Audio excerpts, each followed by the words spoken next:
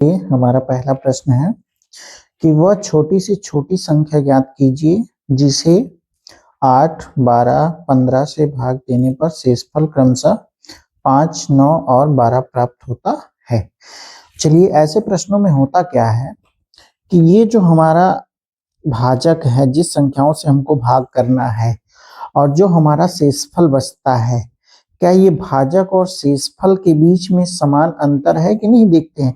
पहला हमारा भाजक है 8 और इसका शेषफल है हमारा 5, बचेगा कितना 3। दूसरा हमारा भाजक है 12 और शेषफल है 9, यहाँ भी बचेगा कितना 3।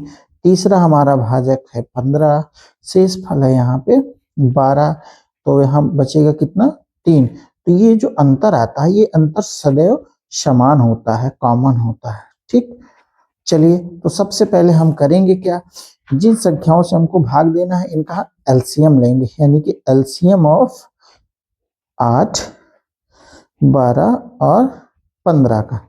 ओके, तो हमारा एलसीएम यहाँ से मिलेगा 2 गुणे 2 गुणे 2 गुणे 3 गुणे 5। ओके, 2 दूना 4, 4 दूना 8, 8 तिरिक 24 और 24 पंचे 120। तो हमारा एलसीएम मिल गया 120।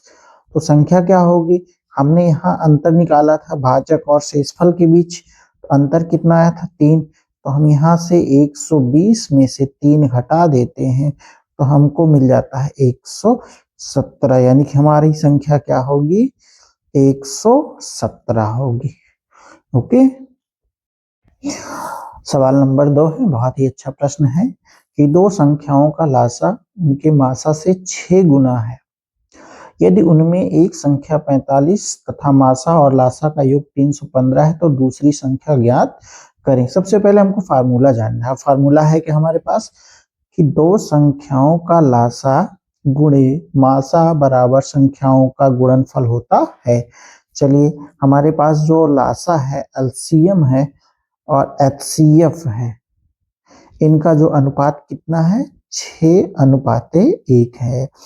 लासा जो है वो 6 गुना है, तो अनुपात हो जाएगा इनका 6:1। तो हम कह सकते हैं कि एलसीएम 6x है और एचसीएफ जो है वो x है। तो दोनों का जो योगफल दिया गया है, तो योगफल कितना है हमारा 315।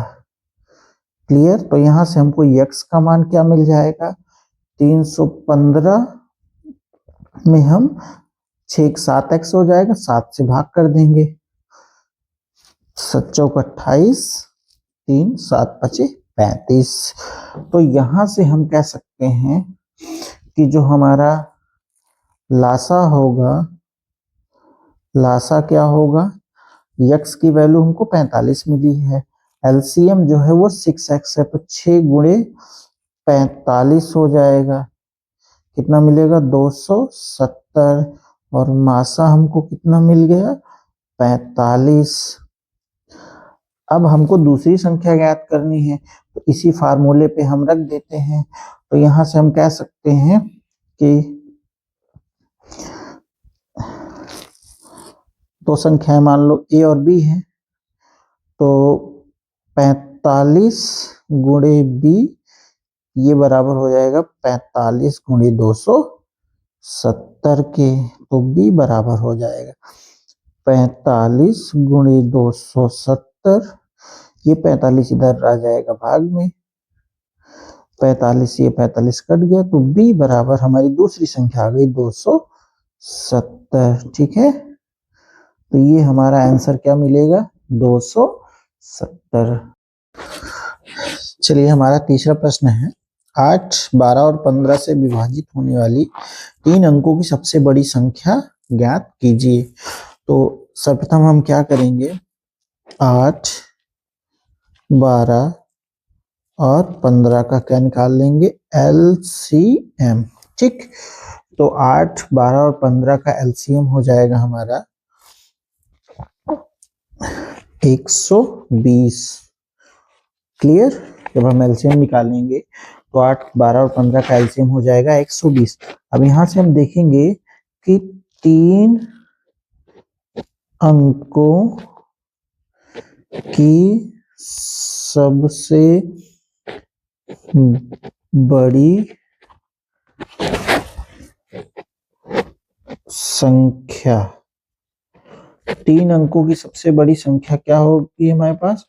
999। ठीक, 3 अंकों की सबसे बड़ी संख्या हो गई 999। अब यहाँ से हम 120 से 999 में भाग करेंगे। चलिए कितनी बार जाएगा? 12 8 96, 8 बार 960। तो ये जो 960 है यही हमारी 3 अंकों की सबसे बड़ी संख्या होगी, जो 8, 12 और 15 से पूर्णतः विभाजित हो जाए। तो हमारा आंसर क्या मिलेगा? 960। ओके।